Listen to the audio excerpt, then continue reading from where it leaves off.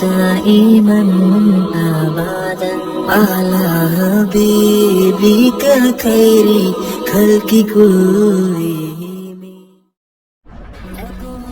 মক্কা নগরীর যে কোনো প্রান্ত থেকেই আপনি আসতে পারবেন রাসূলুল্লাহ সাল্লাল্লাহু আলাইহি সাল্লামের জন্মস্থানটিতে।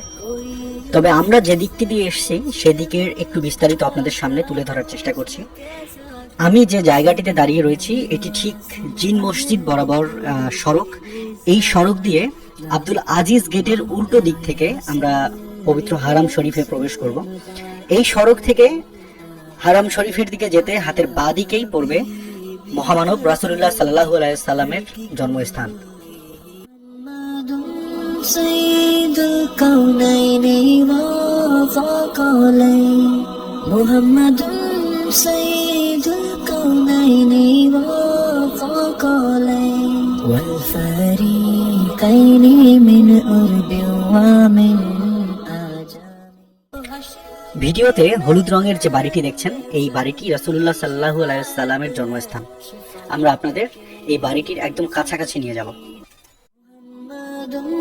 সৈয়দুল কাউনাইনি ওয়া ফাকালাইন মুহাম্মাদুন সৈয়দুল কাউনাইনি ওয়া ফাকালাইন ওয়াল ফারিকাইনি মিন উরবি ওয়া মিন আজাম।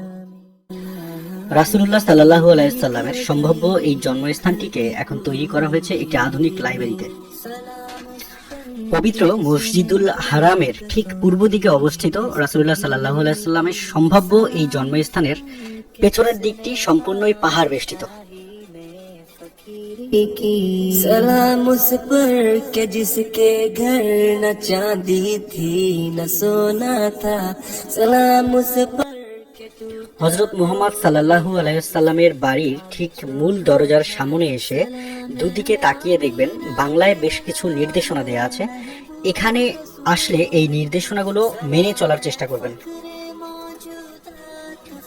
আরো জানিয়ে দিচ্ছি এখানে এসে আপনি কি করতে পারবেন কি করতে পারবেন না এবং কোনটি করা উচিত কোনটি করা উচিত নয় এই সম্পর্কিত বেশ কিছু নির্দেশনা রয়েছে এই লাইব্রেরির চারদিকের দেয়ালগুলোতে।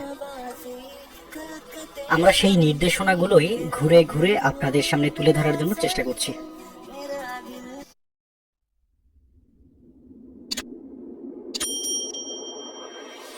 सहर का वक्त था मासूम कलियां मुस्कुराती थी हवाए खैर मकदम के तराने गुनगुनाती थी अभी जिब्रील भी उतरे न थे काबे के मिंबर से कि इतने में सदा आई है अब्दुल्लाह के घर से मुबारक हो शहे हर दो सरा तशरीफ ले आए मुबारक हो मोहम्मद मुस्तफा तशरीफ ले आए मौलाया सल्ली व सल्लिम दाइमन। মহানবী হযরত মুহাম্মদ সাল্লাল্লাহু আলাইহি সাল্লামের বাড়ির ডান দিকের অংশটিতে গেলে এর দেয়ালের গায়ে একটি বড় নির্দেশনার বোর্ড লাগানো দেখবেন। সেখানে আরবি, ইংরেজি, ডাচ, উর্দু, হিন্দি এবং বাংলায় কিছু নির্দেশনা দেয়া রয়েছে। সেখানে বাংলায় সুস্পষ্টভাবে লেখা রয়েছে, হে মুসলিম ভাই, নবী সাল্লাল্লাহু আলাইহি ওয়াসাল্লামের সঠিক জন্মস্থানের উপর কোনো বিশুদ্ধ দলিল নেই। অতএব এই স্থান থেকে বরকত গ্রহণ করা কিংবা এটাকে সালাত ও দুয়ার জন্য নির্দিষ্ট করা শরীয়ভাবে জায়েজ নয়। এর পাশেই আরেকটি বোর্ডে ছবি সহ দেখানো রয়েছে এবং আরো কিছু নির্দেশনা রয়েছে। তাতে বাংলায় স্পষ্টভাবে বলে দেওয়া রয়েছে হাজিদের কর্তৃপয় ভুল ও ত্রুটি। অর্থাৎ আপনারা বা আমরা যারা উমরা করতে এই পবিত্র নগরীতে আসছি তারা রাসূলুল্লাহ সাল্লাল্লাহু আলাইহি সাল্লামের এই বাড়িটি ঘোরার সময় কখনোই এই ধরনের কোনো কাজ করা যাবে না।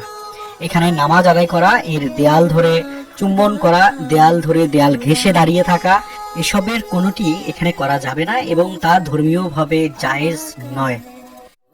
सरकार आलम है वही गमख्वार उम्मत है वही तो हश्र के मैदान में में सबकी शिफात है, शिफात के लिए सबकी नजर पर लगी। মহানবী হযরত মুহাম্মদ সাল্লাল্লাহু আলাইহি সাল্লামের বাড়ির ঠিক পশ্চিম দিকটায় অবস্থিত আবু জেহেলের বাড়ি।